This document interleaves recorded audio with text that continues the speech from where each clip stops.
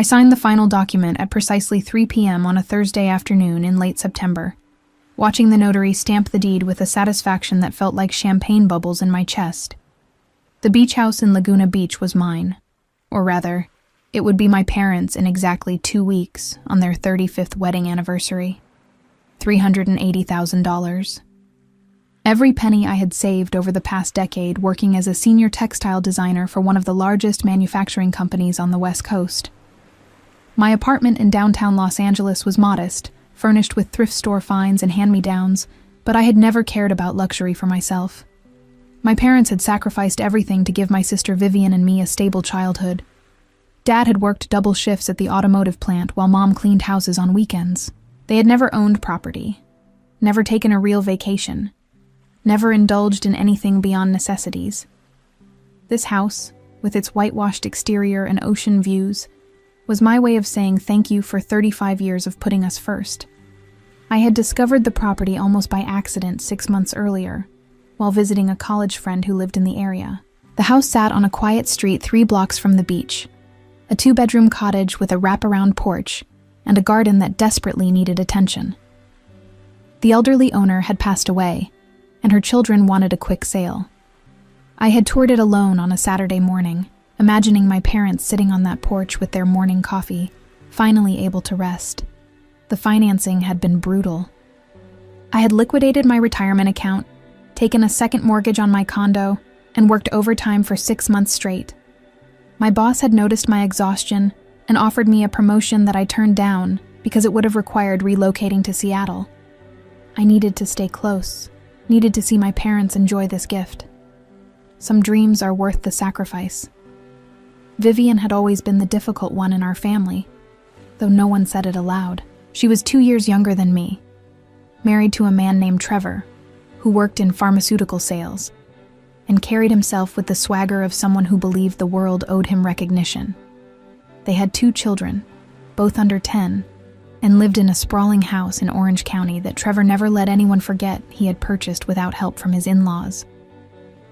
Vivian had studied communications in college, but had stopped working after her first child was born. She spent her days managing Pinterest boards and complaining about how expensive private school tuition had become. I had never been close to Trevor. He had a way of looking at people that made you feel appraised and found wanting. At family dinners, he would dominate conversations with stories about his sales numbers and golf handicap, barely pausing to let anyone else speak. Vivian seemed to shrink in his presence, her voice growing softer, her opinions mattering less.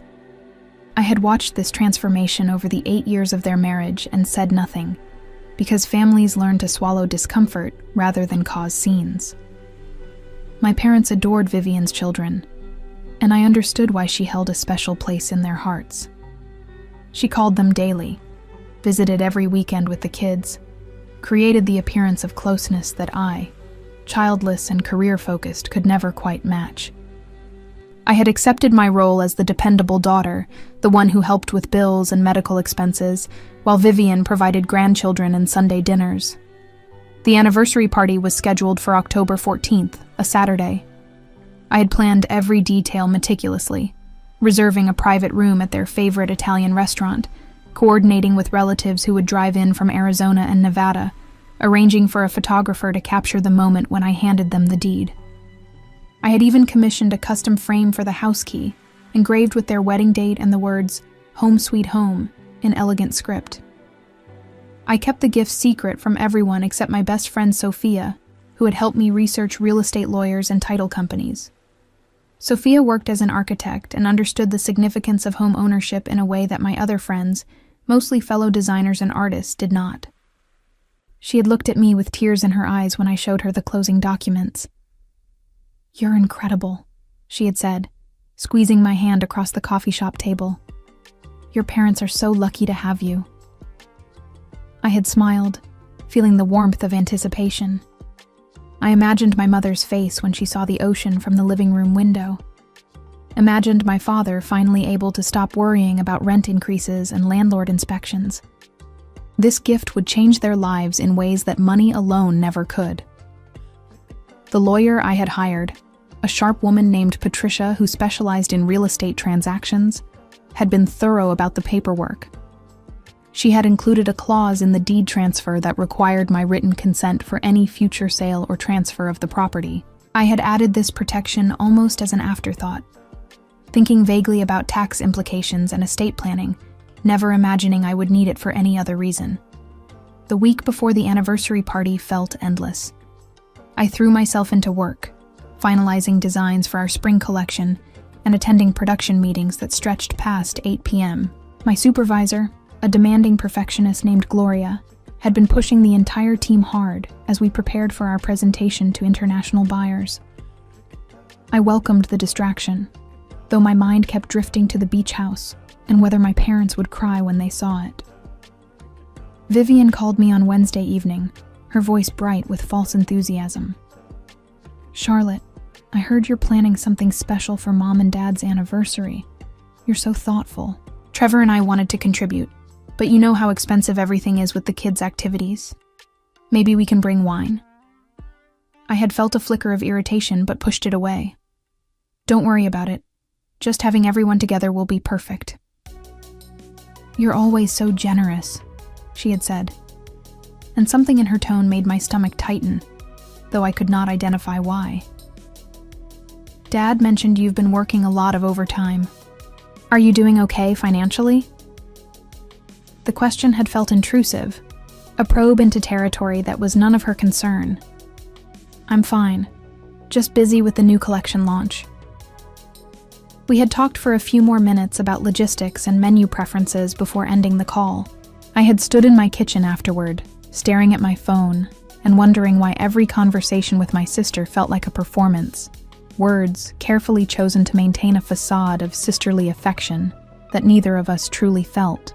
Saturday arrived with perfect Southern California weather, clear skies and temperatures in the mid-70s. I dressed carefully in a navy dress I had bought specifically for the occasion, simple but elegant, and drove to my parents' apartment building with the framed key on the passenger seat and a folder containing all the property documents in my trunk. The restaurant was decorated with silver and white balloons, photographs from my parents' wedding displayed on easels around the room.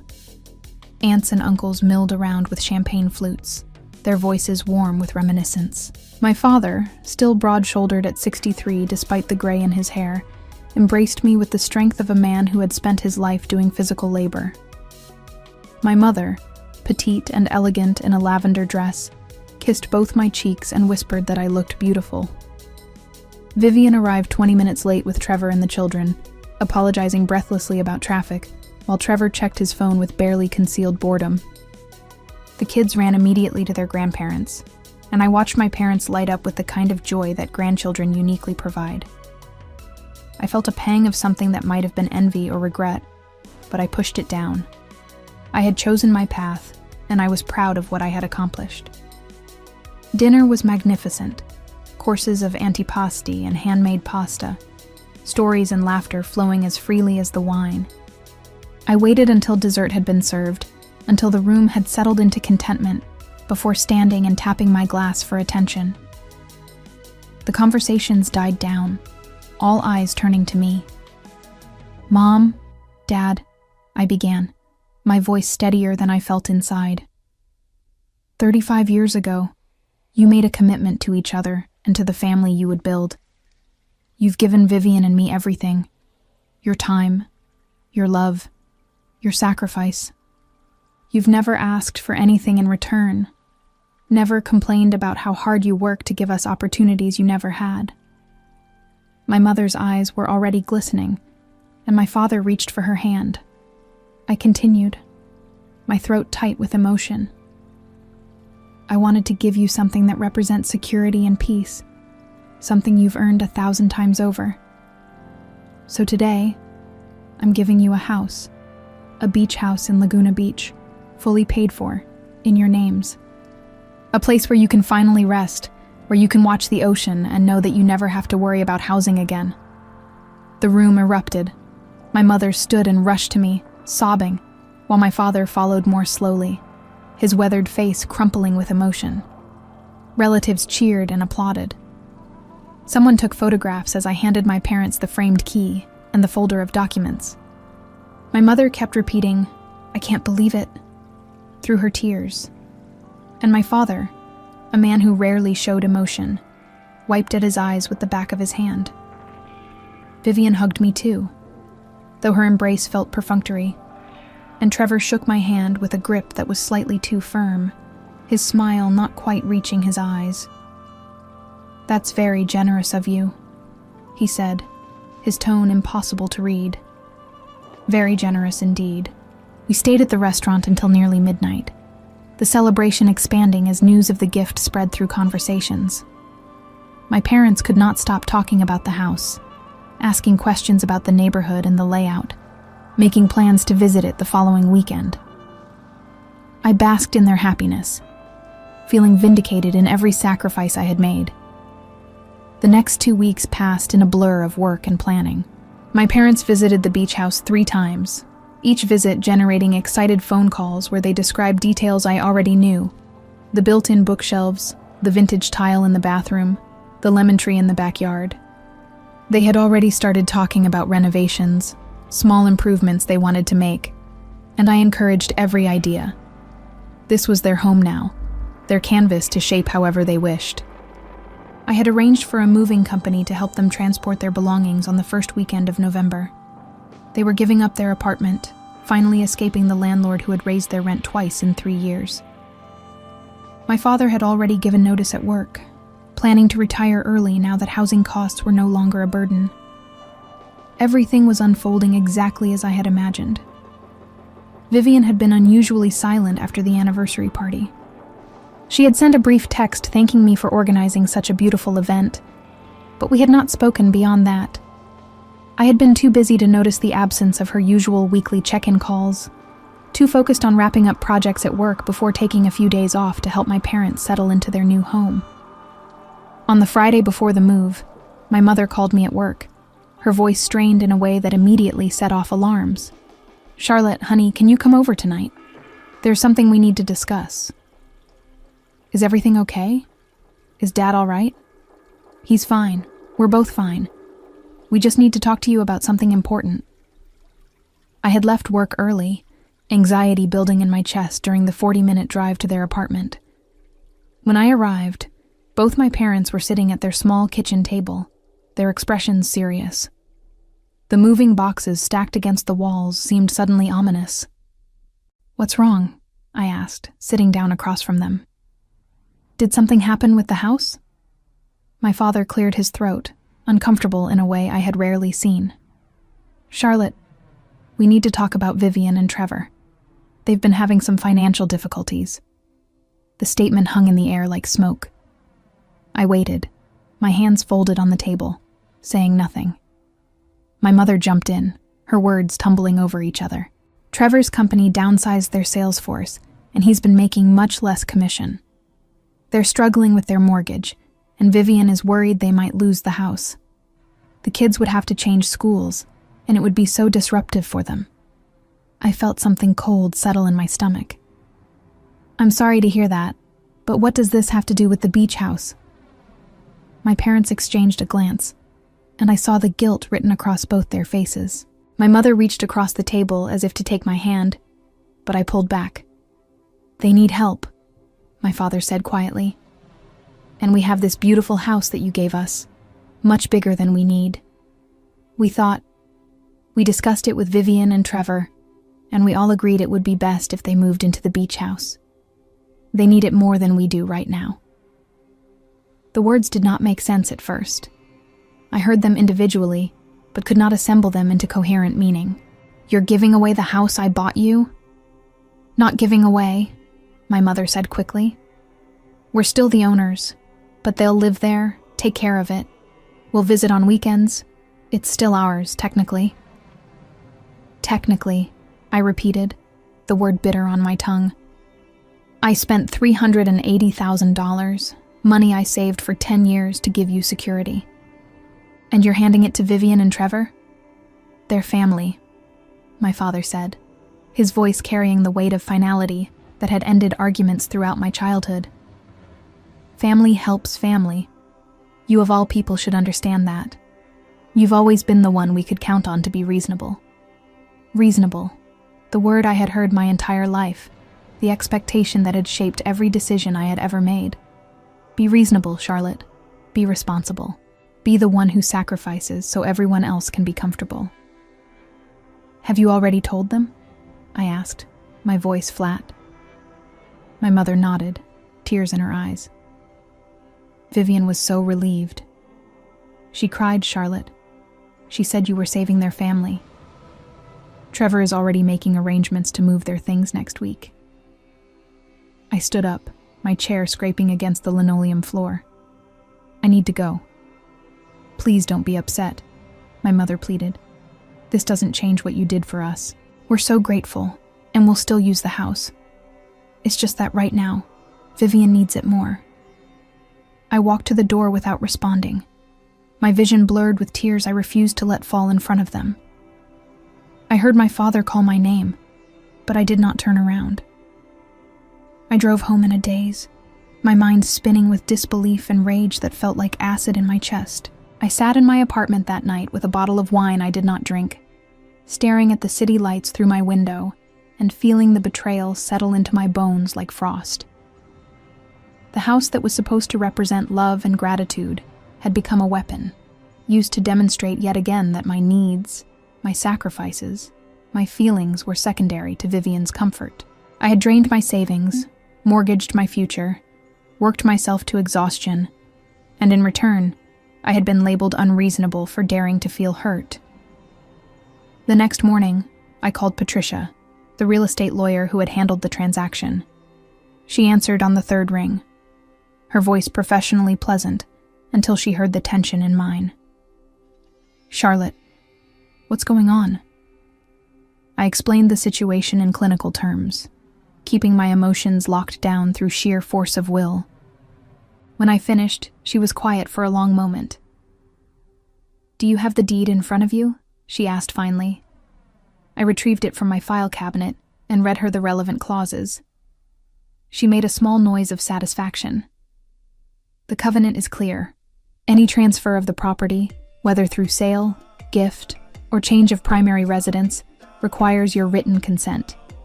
Your parents cannot legally allow your sister and her husband to take occupancy without your approval.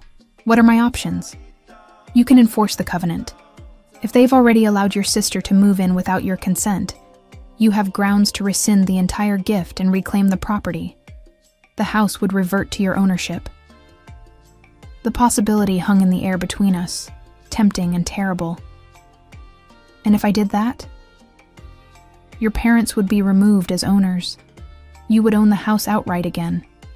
They would have no legal claim to it.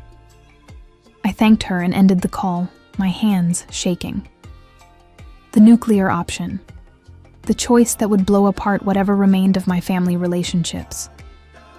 I sat with the possibility for hours, weighing consequences and alternatives, trying to find a path that did not involve burning every bridge I had spent 35 years building.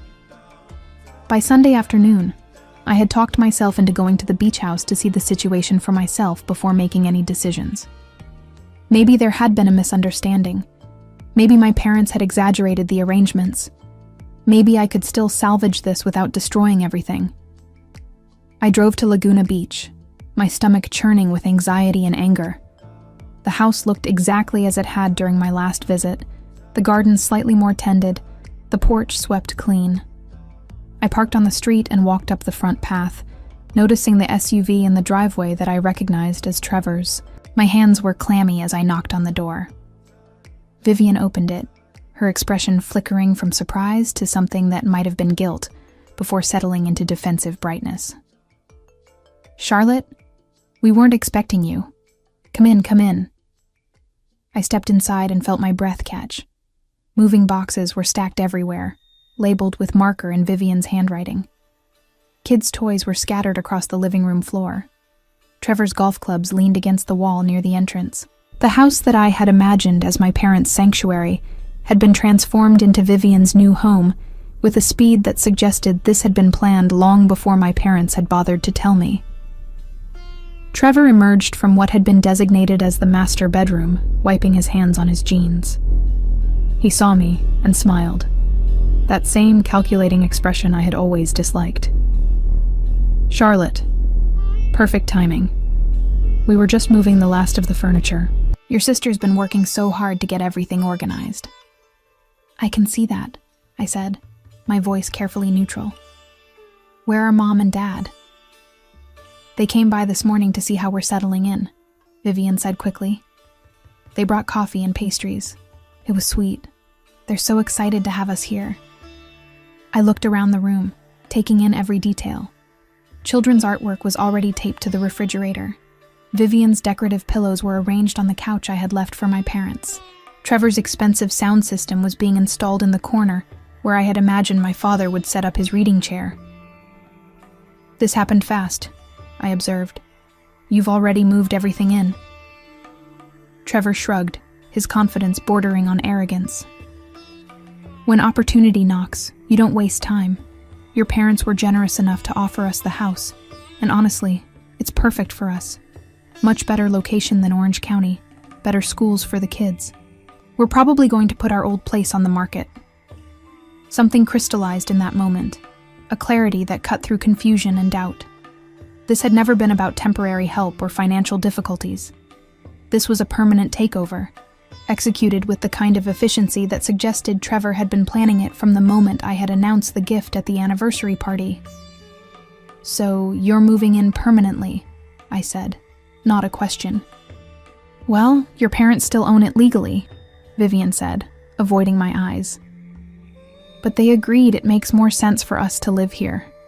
They don't need this much space, and honestly, Charlotte, we really needed this. Trevor's been under so much pressure, and the kids deserve stability. I nodded slowly, a plan forming in my mind with diamond-edged precision. You're right. The kids deserve stability. How wonderful that it worked out so perfectly. Trevor's smile widened, misinterpreting my calm as acceptance. See, Vivian? I told you Charlotte would understand. She's always been the reasonable one in the family. He moved closer, draping an arm over my shoulder with a familiarity that made my skin crawl. You gave this house to your parents, and they're giving it to us. That's how family works. This is our property now, fair and square. I looked at him, memorizing his smug expression, the absolute certainty in his eyes that he had won. I'm happy for you both, I said, extracting myself from his grip. Really? Congratulations on your new home. Vivian's relief was palpable. Thank you for being so understanding. I know this isn't what you planned, but it means everything to us. The kids are going to love growing up near the beach. I made appropriate small talk for another 10 minutes, asking questions about their moving timeline and complimenting Vivian's decorating choices. I played the role of the supportive sister so convincingly that Trevor offered to show me the renovations they were planning, pulling up designs on his phone with enthusiasm. I admired everything, agreed with every suggestion, and left with a smile that felt like broken glass in my mouth. I drove directly from the beach house to Patricia's office, not caring that it was Sunday evening. She had given me her personal cell number, telling me to call any time if I needed legal advice about the property. When I explained what I had just witnessed, she told me to come to her home office immediately. Patricia lived in a Spanish-style house in Pasadena, her home office a converted sunroom filled with law books and African violets. She poured us both coffee and listened without interruption as I described the scene at the beach house, my voice steady, despite the rage burning in my chest. They've taken full occupancy, she said when I finished. That's a clear violation of the covenant. You have every right to enforce it. What exactly would that look like? She pulled out a legal pad and began sketching the process. I'll file a notice of violation with the county recorder's office that officially documents that the covenant has been breached.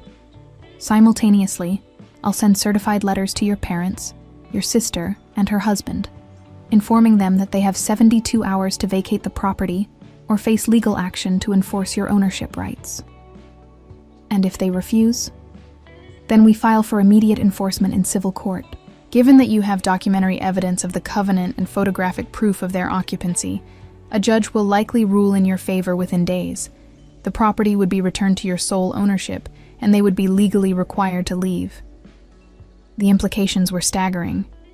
My parents would lose the house entirely. Vivian and Trevor would be forced out of what they already considered their home. The family would fracture in ways that might never heal. And yet, as I sat in Patricia's sunroom watching the sunset paint the walls gold, I felt a strange sense of peace. They had made their choice. Now I would make mine. "Do it," I said. "File everything tomorrow morning." Patricia nodded, no judgment in her expression. "I'll need you to sign some documents authorizing me to act on your behalf. And Charlotte, once we start this process, there's no easy way to reverse it. You need to be certain." "I'm certain," I said, and I was. The reasonable, accommodating Charlotte, who had spent her life making herself smaller to keep everyone else comfortable, was gone. In her place was someone who understood that sometimes the only way to be treated with respect was to demand it, consequences be damned. I spent Sunday night drafting an email to my supervisor, requesting the following week off for personal reasons. Gloria responded within an hour, granting the time without question. I had never taken unscheduled leave in 7 years with the company. I had earned some flexibility.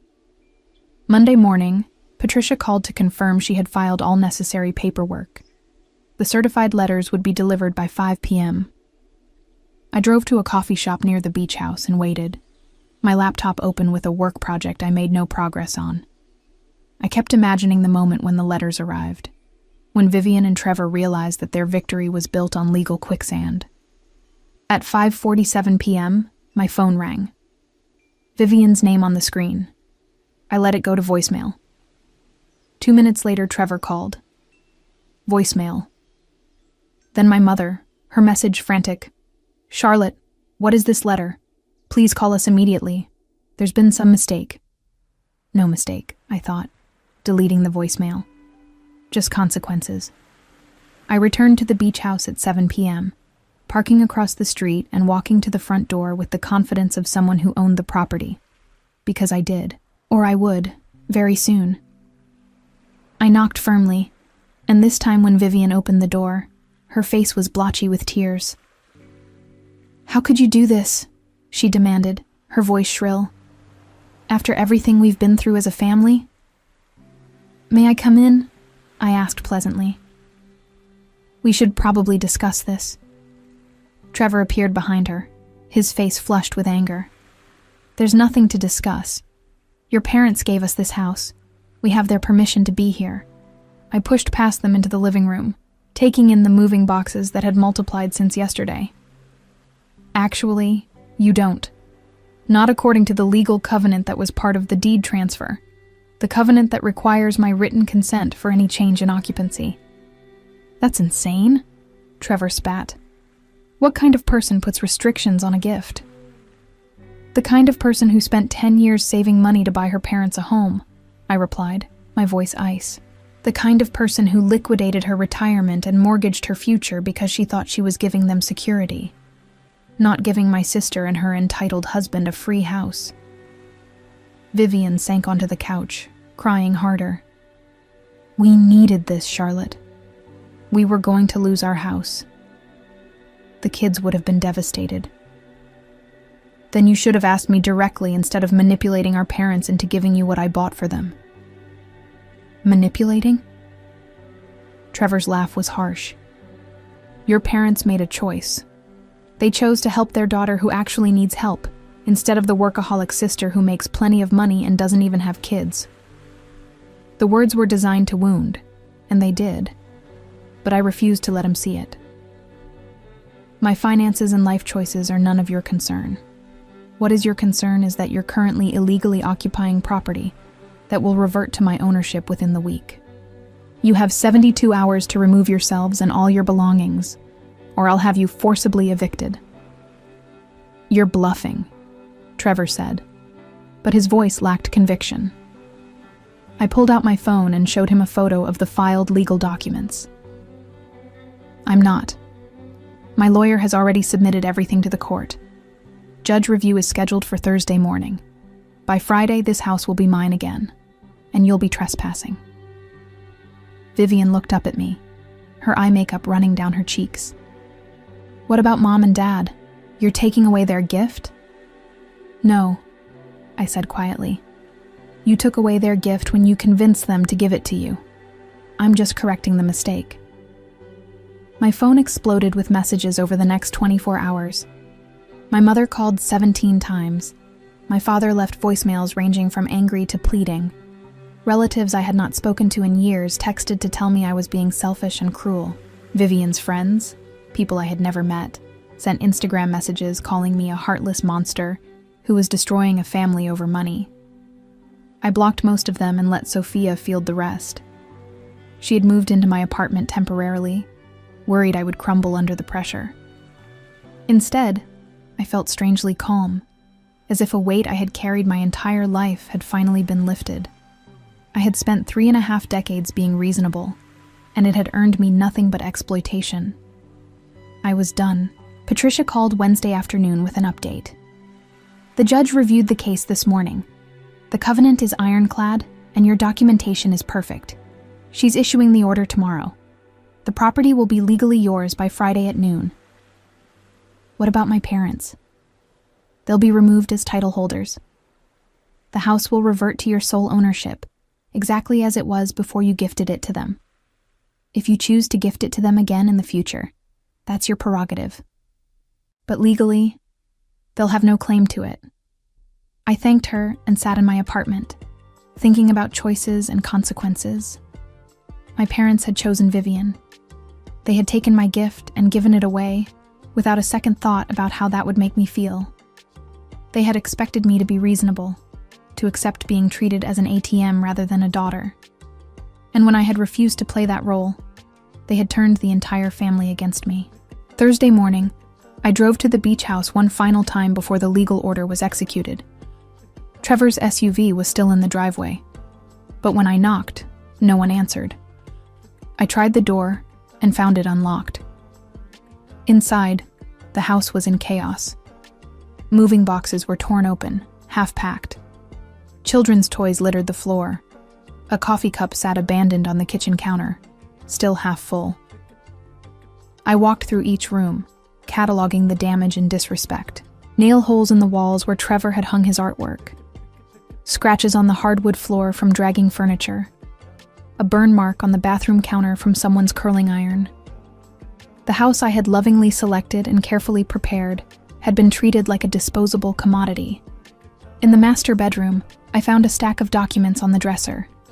Mortgage applications for Trevor and Vivian's Orange County house, marked approved for refinance. Bank statements showing that Trevor had received a promotion 2 months ago, his commission actually increasing rather than decreasing. A printed email from Vivian to her mother-in-law, dated 3 weeks before the anniversary party, discussing their plan to convince Charlotte's parents to let us use the beach house. The financial difficulties had been a lie. The entire sob story had been manufactured to justify taking what I had given my parents. Trevor and Vivian had seen an opportunity and exploited it with calculated precision, counting on my parents' favoritism and my reputation for being reasonable to ensure I would eventually accept the arrangement. I photographed every document, every piece of evidence of their deception. Then I called Patricia and told her what I had found. "That changes things," she said, her voice hard. "That's fraud. If they lied to induce your parents to transfer the property rights, that's grounds for a civil suit beyond just enforcing the covenant. You could sue them for damages." "I don't want their money," I said. "I just want them out of my house." "Understood. But keep those documents. You might need them." I left the beach house and drove to a coffee shop, where I waited for Patricia's call confirming that the judge had signed the order. It came at 2 p.m. The house was mine. Trevor and Vivian had until 5 p.m. to vacate or face arrest for trespassing. At 4:30 p.m., I returned to the beach house with Sophia and a locksmith. The SUV was gone. The front door stood ajar. Inside, the house was empty except for garbage. Torn boxes, packing materials, scattered toys they had not bothered to collect. They had left in a hurry, taking everything they could carry and abandoning the rest. The locksmith changed all the locks while Sophia and I bagged the trash. We worked in silence, the only sounds the clinking of keys and the rustle of garbage bags. When we finished, I stood on the porch and looked at the ocean, visible between the houses across the street. The sun was setting, painting the water gold and pink. "Are you okay?" Sophia asked, putting her hand on my shoulder. "I'm perfect," I said, and I meant it. The house was mine. The betrayal was over. I had stood up for myself in a way I had never imagined possible, and I had won. My phone buzzed with a text from my mother. "You've destroyed this family. I hope you're proud of yourself." I deleted the message without responding and turned off my phone. Tomorrow I would deal with the aftermath. Tonight, I would sit on my porch and watch the ocean and remember that I had value beyond what I could provide for other people. I had learned that gifts with strings attached are not gifts at all, and that sometimes the only way to be treated with respect is to refuse to accept anything less. The revenge was not in taking back the house, though that was satisfying. The revenge was in refusing to be reasonable one more time, in choosing myself over their expectations, in walking away from people who had never valued me as anything more than a resource to be exploited. I had bought myself something far more valuable than a beach house. I had bought my self-respect back, and no one could ever take that from me again. The first week after reclaiming the house, I threw myself into restoration. The damage Trevor and Vivian had inflicted was worse than I had initially realized. Beyond the surface scratches and nail holes, they had removed light fixtures and cabinet hardware, presumably to take to their next residence. The garden had been trampled, plants broken where they had carelessly dragged furniture through the side gate. I documented everything with photographs and receipts, building a file that Patricia assured me would be useful if I ever chose to pursue legal action. I had no intention of suing them for damages. The house itself was revenge enough, a constant reminder that their scheme had failed spectacularly. But I kept the records anyway, insurance against whatever came next. My parents called repeatedly during those first days, but I did not answer. Their voicemails evolved from angry demands to tearful pleas to cold silence. My father sent a registered letter to my apartment, formal and distant, explaining that I had broken their hearts and destroyed their trust. My mother sent a card with a religious verse about forgiveness, the implication clear. I was the one who needed to repent. Vivian's communication came through social media, public posts designed to paint me as a villain. She wrote long status updates about family betrayal, about sisters who valued money over relationships, about the trauma her children were experiencing because their aunt had stolen their new home. Her friends flooded the comments with support and condemnation aimed at me. Several relatives shared her posts, adding their own commentary about my selfishness. I read every word with detached interest, marveling at the narrative they had constructed. In their version, I had maliciously tricked my parents with legal fine print, then cruelly evicted my struggling sister and her innocent children. There was no mention of Trevor's lies about financial difficulties, no acknowledgement of the fraud they had committed, no recognition that the house had been mine to begin with. Sophia suggested I respond publicly, defend myself, but I refused. The people who mattered knew the truth. Everyone else could believe whatever made them comfortable. I had learned that some battles are won by refusing to fight them, by letting your accusers exhaust themselves shouting into the void while you build the life they insisted you did not deserve. The house became my sanctuary. I spent weekends painting walls and refinishing the damaged floors. I replaced the stolen fixtures with better versions, upgraded the kitchen appliances, planted new flowers in the garden.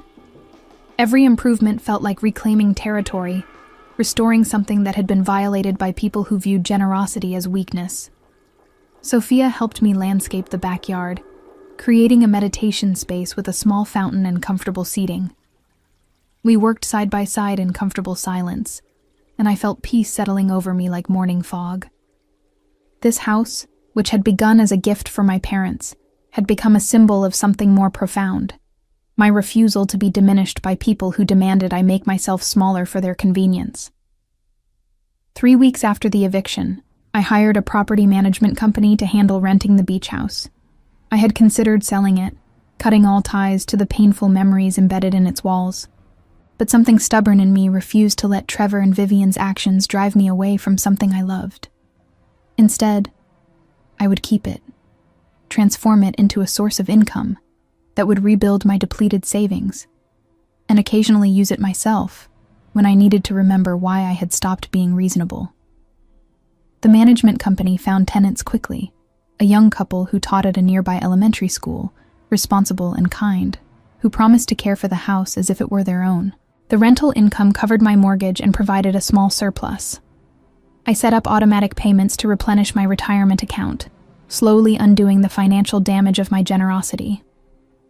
In mid-December, my boss Gloria called me into her office.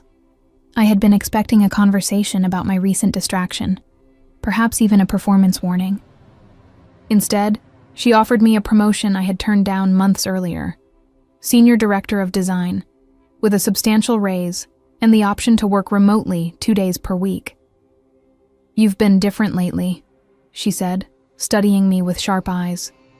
"More focused, more confident. Whatever happened in your personal life, it suits you." I accepted the promotion without hesitation, negotiating for an even higher salary than she had initially offered. The old Charlotte would have taken whatever was given, grateful just to be considered. The new Charlotte understood her worth and demanded compensation that reflected it. My first act as senior director was to redesign our company's entire summer collection, incorporating textile patterns inspired by the ocean views from the beach house. The designs were bold and unconventional, a departure from our typically conservative aesthetic. When I presented them to the executive team, I expected pushback. Instead, they approved the collection unanimously, praising my vision and creativity. The collection launched in February to exceptional reviews.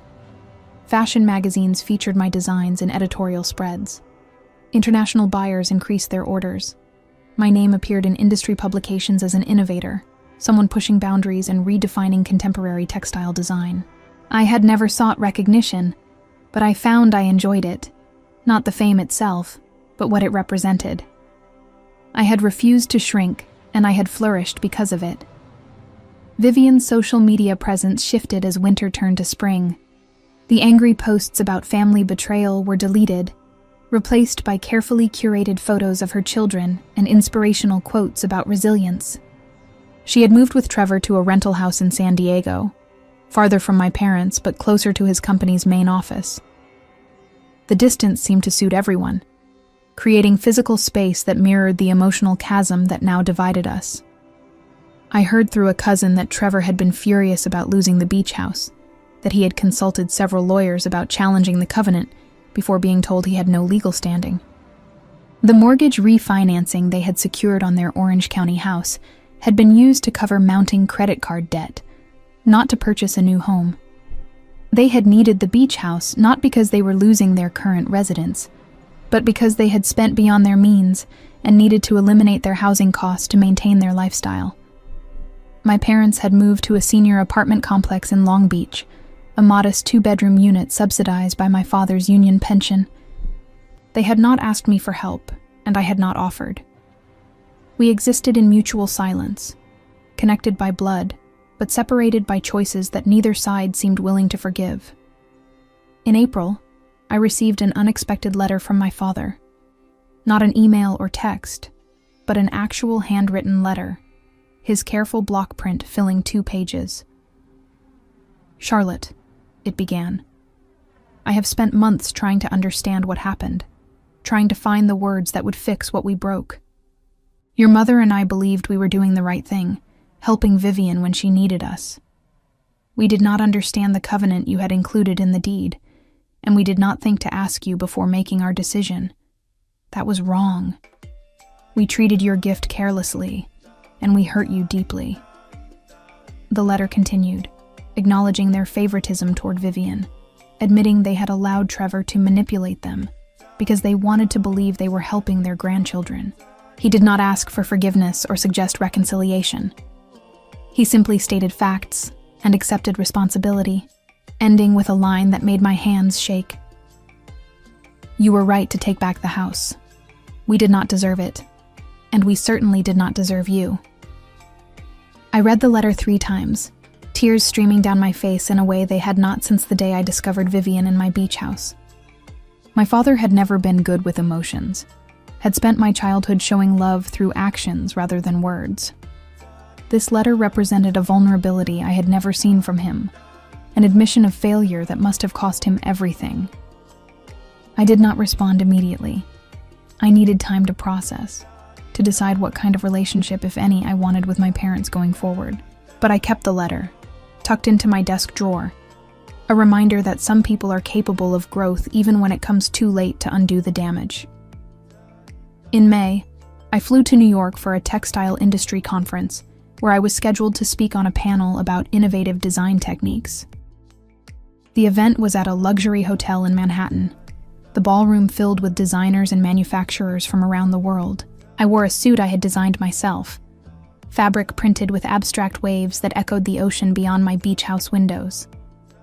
During my panel, I discussed the importance of protecting your creative vision, of refusing to compromise your aesthetic to please people who did not share your values. I spoke about the risks inherent in bold design choices and the rewards that come from trusting yourself, even when everyone around you suggests safer paths. The audience responded enthusiastically, and afterward, several attendees approached me with business cards and collaboration proposals. That evening, at the conference reception, I met a man named Julian, who ran a boutique textile studio in Portland. We talked for hours about design philosophy and the business of art, discovering we had similar views on creative independence and sustainable manufacturing. He was thoughtful and funny, his passion for his work evident in every gesture. When he asked for my number, I gave it without hesitation. We began dating long-distance weekend trips to Portland and Los Angeles that felt effortless in their ease.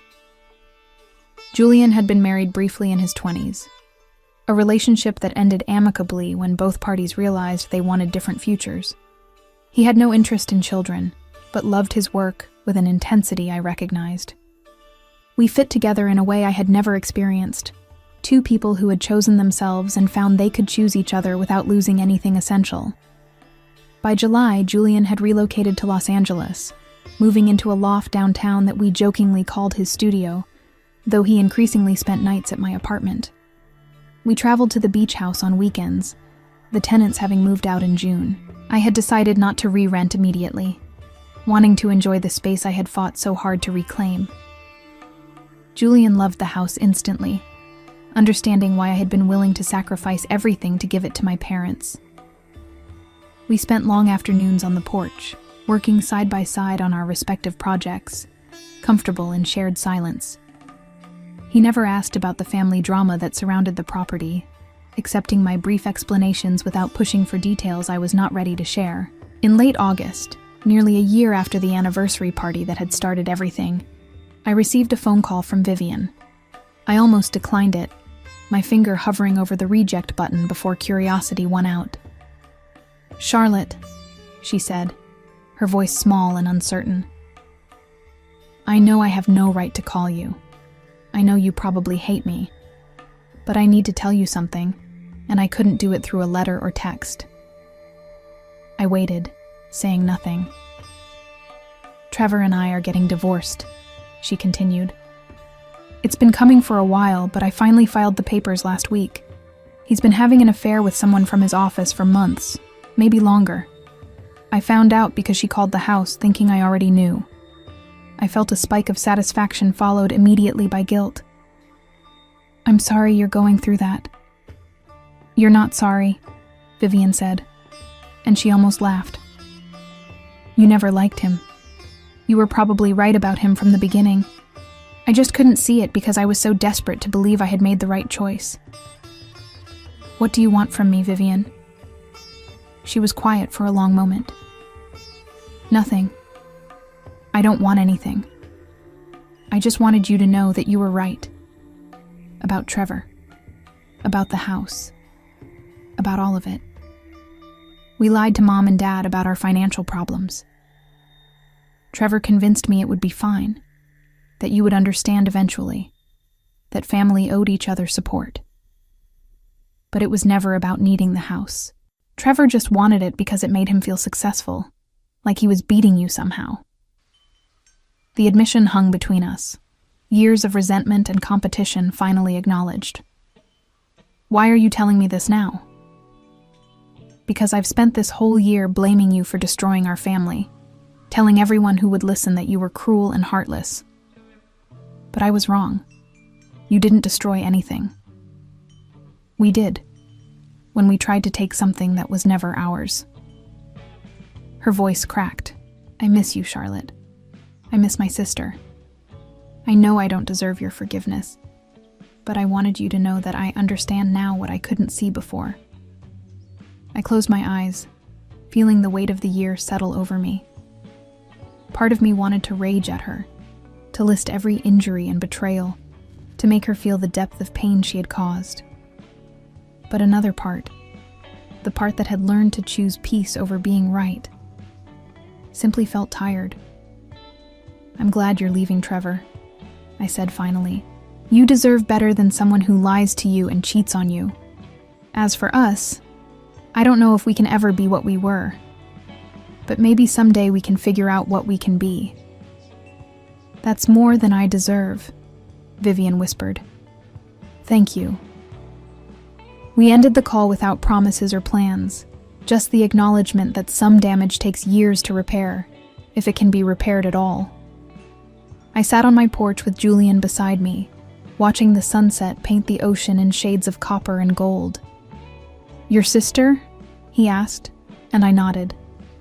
He squeezed my hand and said nothing more, understanding that some conversations need space to breathe before they can be discussed. 2 weeks later, my mother called. Our first conversation in nearly a year was awkward and stilted, filled with long pauses and careful word choices.